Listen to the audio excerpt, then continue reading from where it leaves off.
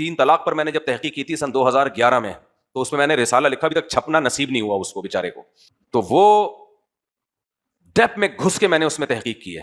اور اس رسالہ لکھنے سے پہلے, تحقیق کرنے سے پہلے میری رائے یہ تھی کہ یہ مسئلہ اختلافی ہے.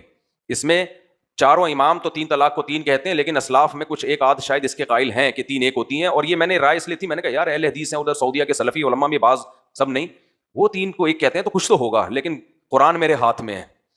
جب میں نے اس میں ڈیپ میں جا کے تحقیق کیا نا, اور تحقیق کا مطلب تحقیق, اتنا میں نے مطالعہ کیا, اتنی کتابیں پڑھی کہ میری کمر کبڑی ہو گئی, مجھے پین کلر کھانی پڑی تھی کمر کے لیے.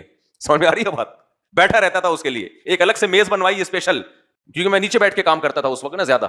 اس کے بعد میری رائے قائم ہوئی نیوٹرل ہو کے, یہ نہیں کہ میں حنفی ہوں اس لیے, نا کہ کچھ بھی نہیں ہے اس میں. کسی سلف میں کسی کا قول نہیں ہے کہ 3 طلاقیں 1 ہوتی ہیں.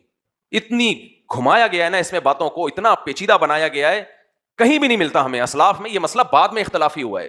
ایک امام طحاوی سے بس ایک قول ہمیں ملتا ہے, وہ بھی 3 صدی ہجری کے تھے, کہ بعض لوگ اس طرف گئے ہیں 3 1 ہوتی ہیں. وہ بعض سے مراد شیعہ لوگ ہیں, شیعہ لوگ ہیں. اہل سنت میں کوئی اس طرف گیا ہی نہیں ہے, صدیوں تک نہیں گیا اہل سنت میں. تو شیعہ لوگ اس کے قائل تھے. تبھی اسی تحریر میں آخر میں امام طحاوی نے لکھا کہ صحابہ تابعین کا اس پر, صحابہ کا اجماع نقل کیا ہے اس پر. جب صحابہ کا اجماع ہو گیا پھر تو اس اجماع سے بڑی تو کوئی مضبوط دلیل نہیں ہوتی میرے بھائی.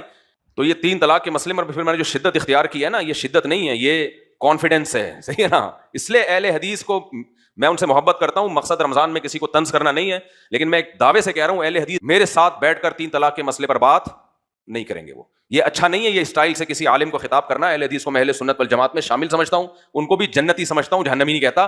لیکن اس مسئلے میں اہل حدیث سے اتنی بڑی مسٹیک ہوئی ہے, اتنی بڑی مسٹیک ہوئی ہے کہ تبھی اہل حدیث علماء ہر موضوع پر بات کرنے کے لیے تیار ہو جائیں گے, لیکن طلاق کے مسئلے پر اہل حدیث نہیں بات کرتے. میں نے ان کو اپنی ویڈیو بیانات بھی بھیجے کہ بھائی اس کا علماء کی طرف سے جواب لے کر آؤ. ان کے علماء کہتے ہیں اختلافی مسئلہ ہے. میں نے کہا اسی پہ بات کر لو کہ اتفاقی ہے یا اختلافی ہے, اسی پہ بات کر لو.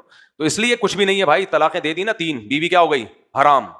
اہل حدیث کے فتوے سے بیوی حلال نہیں ہوگی. تو یہ کانفیڈنٹلی کہہ رہا ہوں, میں مذاق نہیں کر رہا, سمجھ رہے ہو, یہ کانفیڈنٹلی کہتا ہوں. اور اس لیے نہیں کہتا کہ میں حنفی ہوں, میں عملاً حنفی ہوں, فقہ حنفی کو عملاً فالو کرتا ہوں. لیکن جب دلائل کی دنیا میں آتا ہوں تو پھر حنفی شافی کو سائڈ پہ رکھ کے دلائل دیتا ہوں. میں صرف تائید کے لیے ان کے قول پیش کرتا ہوں, کیونکہ دلیل جب سامنے والے کو دی جاتی ہے تو ان کو بھی دی جاتی ہے جو حنفی نہیں ہے. اس کو تھوڑی فقہ حنفی سے میں دلیل دوں گا. فقہ حنفی سے تو صرف اس کو دوں گا نا جو فقہ حنفی پر عمل کر رہا ہے. جب عام پبلک میں بیان جائے گا تو پھر فقہ حنفی کو میں کیا کر دیتا ہوں, سائڈ پہ.